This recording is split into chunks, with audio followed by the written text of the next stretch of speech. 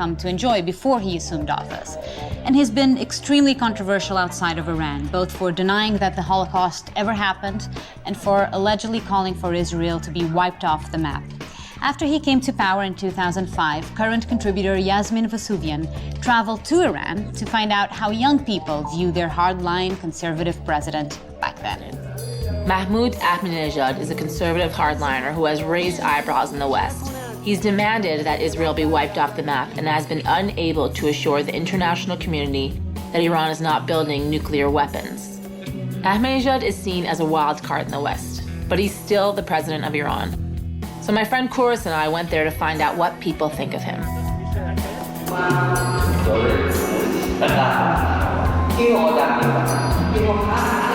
We went to Namaz Jomeh, or Friday prayer, where there are a lot of Ahmadinejad supporters.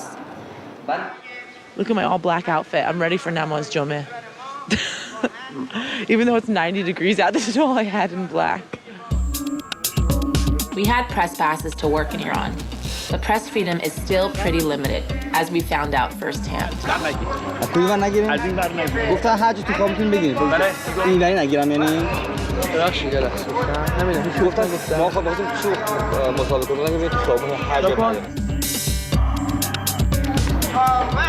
We finally managed to slip away from the guards and started talking to people. آقای احمدی‌نژاد واقعاً یکی از رئیس جمهورهای نابغه است.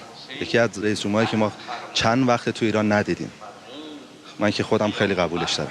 بس خیلی چیزا به درد مردم میرسه، جامعه فقر رو درک میکنه، در قشر ضعیف جامعه خیلی صحبت میکنه، یکسانسازی میخواد بکنه، خیلی چیزا میتونه باشه.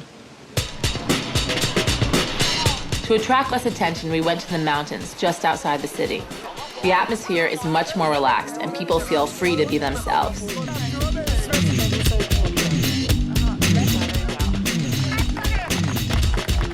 چجوری بخوای نشون بدی که پول داری؟ یعنی پسرها چجوری نشون میدن که پول دارن؟ بعد الان مثلا اینجا با اینکه موبایل آنتن نمیده با گوشیشون رو میگن در سلام آره خوبی چرا نیومدی دیر کردی باشه. زندگی کردن برای جوانان ایران خیلی یعنی آسونه، یعنی دوست دختر داشته باشی یا زندگی کنی، یعنی تو ایران نه بابا این حرفا چیه خانم؟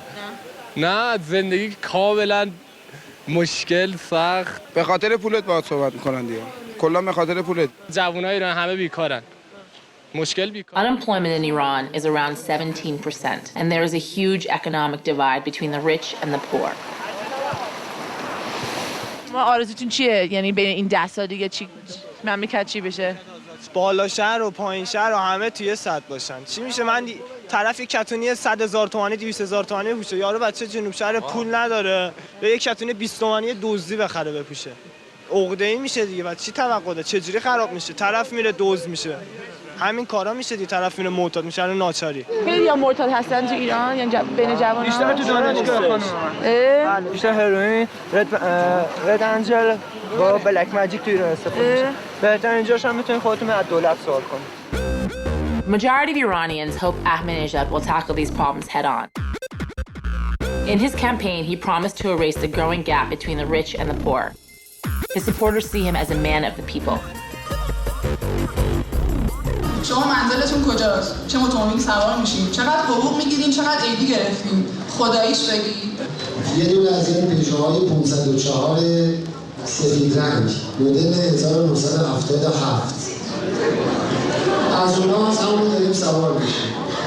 بین گزینه‌ها میشون خصوصیت داشته این بودش که یعنی واقعا صاف و صادق میده، مردم حرفشو میزنه، چیز پنهونی نداره کسی. همونجوری که خونش هم تو نارمک بود، من محله اونجا من خونه‌شون هم دیدم، چیز خاصی تو خونه‌اش نبود، خیلی زندگی ساده‌ای داره، میخواد این ساده زیستی رو نشون بده به مردم. به راجع به این حرفایی که زده فکر می‌کنین یعنی شما نمی‌ترسید که شاید اگه یعنی این حرفا رو دوباره بزنه و این چیزا یعنی برای ایرانیا بد میشه؟ قاتل باشه، آدمکش باشه، ایرانی ما دوستش داریم چون رئیس جمهورمونه. بخوایم نخوایم رئیس جمهورمون شده دیگه، باید طرفدارش هم باشیم. Ahmadinejad was able to win a lot of support from young people because despite his hardline views, he actually promised greater freedom of expression. The young people I spoke with are waiting to see if he'll deliver on his pledge. امیدوارم که همه شما و ما زمانی میتونیم متغیر باشیم مخصوصا تو کشور ایران که حرفمون رو بتونیم آزادانه بیان کنیم. من الان یه جوونم دلم میخواد پشت تریبون آزاد برم خیلی صحبت‌ها بکنم، ولی همیشه یه دستی بوده بالا سرمون زده توی سرمون و گفته تو اجازه نداری که بری آزاد صحبت کنی. گفته بودن جوونا باید آزاد باشن، باید آزادی عمل داشته باشن، آزادی فکر داشته باشن. اصلا همون لفظ دموکراسی الان خودتون میدونین که توی الان کلا توی جامعه ما بیشتر جوونان که خب راجع به خیلی مسائل اعتراضای مختلف دارن میخوان اونا رو بیان کنن ولی نمیتونن. اگه میگن دموکراسی پس چرا عمل نمیکنن بهش؟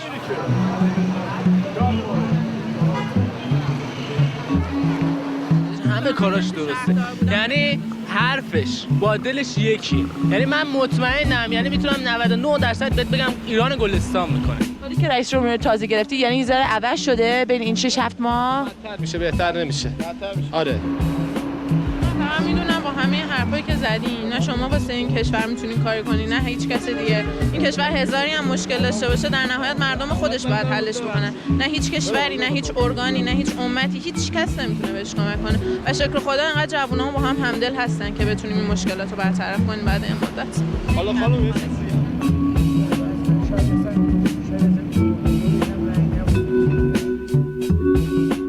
It's really incredible to see how much support Ahmadinejad had back then amongst the youth. But a couple of years later, the producer-cameraman of that piece, Kouros Ismaili, hit the streets again and found a picture that was starting to look a little different. But it wasn't so much his anti-Western rhetoric or his nuclear ambitions that made him less popular. It was the economy, stupid. Or in this case, the tomatoes. Hi, my name is Kouros Ismaili. I traveled to Tehran in 2006 and spoke to Iranians about their popular new president, Mahmoud Ahmadinejad. I recently traveled back to Iran to see how people in the capital felt about their president now that he's been in office for a few years.